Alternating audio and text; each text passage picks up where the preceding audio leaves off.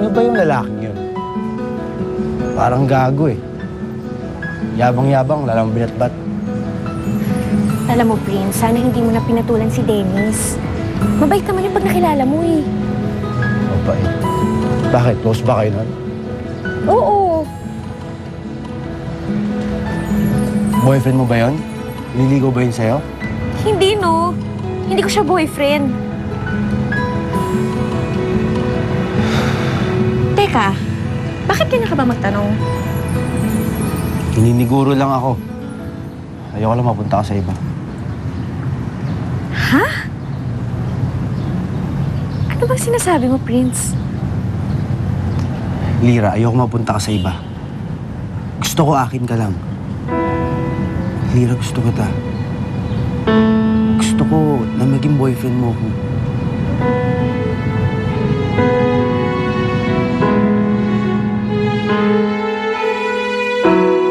Dennis, huwag ka na mag-alala kay Lira.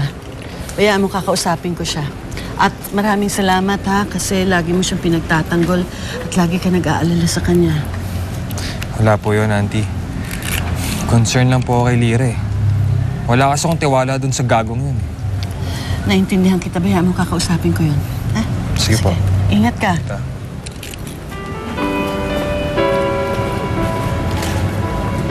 Mars,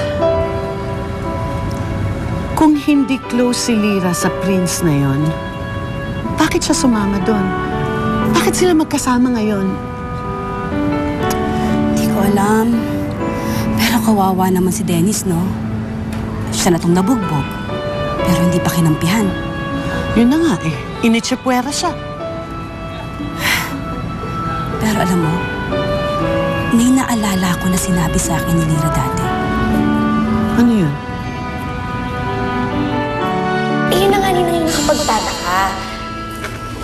Wala ko kasi nung nalipat sa akin yung puso ni Angeline. Nawala na yung inis ko sa kanya.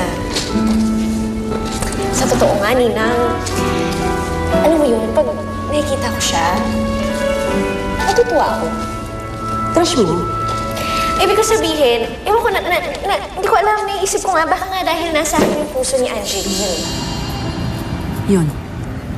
Yun ang sinabi ng anak mo. Mars, hindi kaya tama yung kutob mo dati tungkol kay Lira? Na merong mga nararamdaman at natitirang memory sa puso ni Angeline na ngayon ay nasa katawan ni Lira? Kasi biglang nagbago, di ba? Nagbago ang tingin niya kay Prince. At pati siya hindi niya ma-explain kung bakit. At nangyari mga pagbabagong ito pagkatapos ng transplant. Hindi kaya yun din ang dahilan kung bakit malapit si Lira sa mga Saavedra?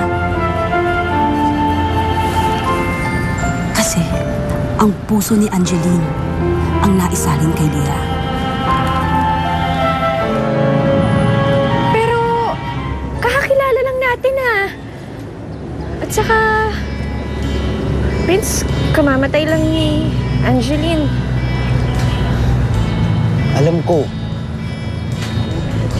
Pero, Lira, talagang gusto kita eh. Ayoko nang pakawalan ka. Lira, please naman. Pwede bang maging girlfriend na kita?